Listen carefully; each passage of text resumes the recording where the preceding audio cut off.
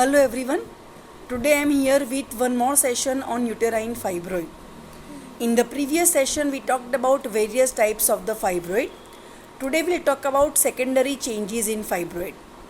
I am not going into detail of pathology in the fibroid. These you can read from your book. It is easy to understand. So we start with secondary changes in fibroid. Various types of secondary changes develop in the fibroid. These changes are degeneration, atrophy, necrosis, infection, vascular changes and sarcomatous changes. We will discuss each change one by one, but the degenerative change is most important. So we start with various types of the degenerations. The first degeneration is hyaline degeneration. Hyaline means glassy or translucent appearance. Having glassy appearance and translucent appearance. That means hyaline. This kind of degeneration is due to deficient blood supply to the tumor. That means the entire tumor does not get equal blood supply. Which part does not get proper blood supply or less blood supply? The central part. The central part gets less blood supply compared to the peripheral part. So, the central part of the tumor which gets lesser blood supply is the common site for development of this degeneration. This degeneration is the commonest type of degeneration. It is seen in about 65% cases of the fibroid. It is more common in large size tumors. Otherwise, hyaline degeneration can occur in all size tumors. That means can be seen in the small size tumor also, but it is more common in the large size tumors. It develops after menopause. It is common especially in the tumors having more connective tissue. So the fibroids which are rich in the connective tissue, they develop more commonly this hyaline degeneration, or they undergo this kind of degeneration. The affected area shows a structureless homogeneous appearance. Normally the fibroids have hard consistency, but what you will find here, fibroids after getting degeneration become soft in the consistency, and also they have elastic fill. The second degeneration is cystic degeneration. It usually occurs after menopause. It is common in the interstitial fibroids. It occurs due to liquefaction of the hyaline or necrosed area in the tumor. The cause of cystic degeneration: liquefaction of hyaline or necrosed area in the tumor. The cystic spaces are lined by irregular ragged walls. The cystic walls are shaggy and their contents are gelatinous. The cystic degeneration often softens the tumor. So after the hyaline degeneration, you will also find soft consistency in the fibroid in the cystic degeneration. So fibroids are basically hard, but after undergoing degeneration, after getting degeneration, they become soft in the consistency. And this softening is more marked in the hyaline and cystic degeneration. The third is fatty degeneration. It is seen at or after menopause. It occurs due to malnutrition of the tumor. That means when the tumor does not get sufficient nutrition, at that time there will be fatty degeneration. So when malnutrition of the tumor occurs and the fat globules get deposited in the muscle cells of the tumor, at that time you will find fatty degeneration. Next is calcification or calcareous degeneration. It is seen in 10% cases of degeneration. 10% cases of the fibroid seen in postmenopausal women. So it is common after menopause. Usually occurs in subserous fibroids. So calcareous degeneration is more commonly seen in the subserous fibroids. It is preceded by fatty degeneration. This means before calcareous degeneration begins, there will be first fatty degeneration. So it is later followed by calcareous degeneration. What happens here?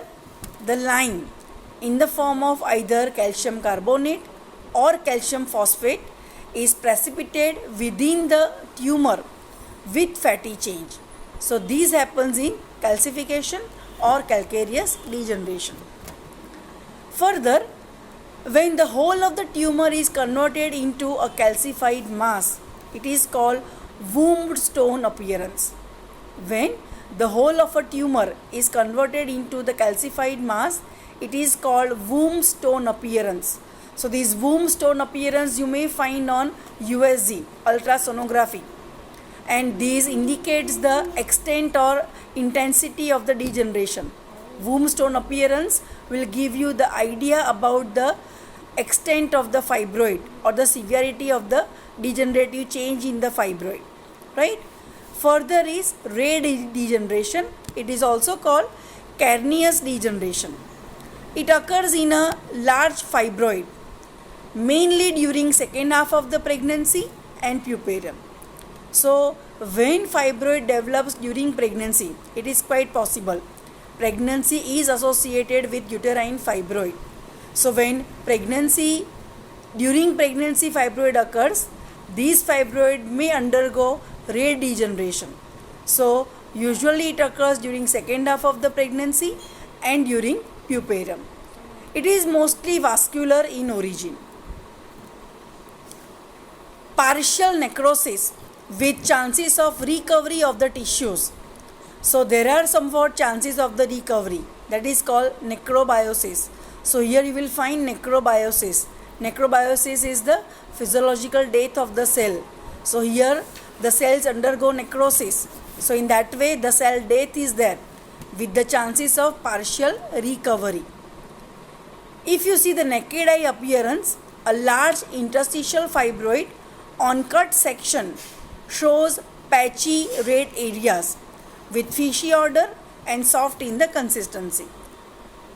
On microscopic examination, evidence of necrosis is present. You will find the degenerated areas in the tumor becomes pigmented. So pigmentation in the degenerated areas. The blood vessels become thrombosed. Thrombosis of the blood vessels, and also you will find hemolysis of the blood. So blood is hemolyzed. The hyaline and the fatty changes are often found. So along with this ray degeneration, you may also find hyaline and fatty changes. Now, these we talked about different types of the degeneration. The further secondary change is atrophy. It occurs in the fibroid after menopause, and the cause of the atrophy is due to loss of support from the estrogen. You know that after menopause, the estrogen effect reduces. That is particularly in terms of the loss of vascularity. So the cause of the atrophy is the loss of the vascularity, and that is the effect of the estrogen, or you can say lack of estrogen. That effect causes the loss of the vascularity, which lead to atrophy. Because of the atrophy, the tumor size reduces. Another secondary change is necrosis. There is obstruction in the circulation, and this will lead to central necrosis in the tumor. The necrosis of entire tumor may occur in the submucous fibroid polypus. Another secondary change is infection. Usually occurs following labor or abortion. It is more common in the submucous fibroid. It is occurring through the thin and sloughed surface of the surface epithelium of the fibroid. That is more common in the submucous fibroid. It may also occur in the intramural fibroid after delivery. So, infection is more common, more likely to occur in the submucous fibroid and in the intramural fibroid. From the infected fibroid, the appendages may be affected. Ray degeneration may be infected. So, infection may also occur in the ray degeneration. Next secondary change is vascular change. There is dilatation of the vessels, also called telangiectasis, or dilatation of the lymphatic channels. That is also called lymphangiectasis. inside the myoma may occur. So, which vascular change occurs? The vessels and the lymphatic channels dilate inside the myoma, and why it occurs, the cause is unknown. And the last change is sarcomatous changes, malignant changes. It may occur in less than 0.1% cases. That means sarcomatous changes are very rare to occur. Right? Now, when you are suspecting the sarcomatous change, or when you think that sarcomatous change may have taken place or may have started, when there is recurrent polyp, the fibroid develops recurrently. Fibroid with postmenopausal bleeding. So, fibroids have degeneration after the menopause, but here in the postmenopausal age, the woman also complains of frequent bleeding per vagina. And when the sudden enlargement of fibroid occurs, that means the fibroid size increasing very suddenly, very fast. So when this presentation is there in a patient, you can suspect malignancy, because this presentation is in the favor of the malignancy. It usually develops leiomyosarcoma. So in the sarcomatous changes, in the malignant changes, usually there is leiomyosarcoma. You know what is leiomyosarcoma? It is very rare type of malignancy. It develops or mainly affects the smooth muscle tissue and mainly develops in the abdomen, and sometimes may also develop in the uterus. That is leiomyosarcoma. So when malignant changes develop, the leiomyosarcoma is the most common, or it is most likely to occur. It is yellowish grey in color and soft in the consistency. So these we talked about various secondary changes in the fibroid. We'll talk about the clinical features and further in the next session. Thank you.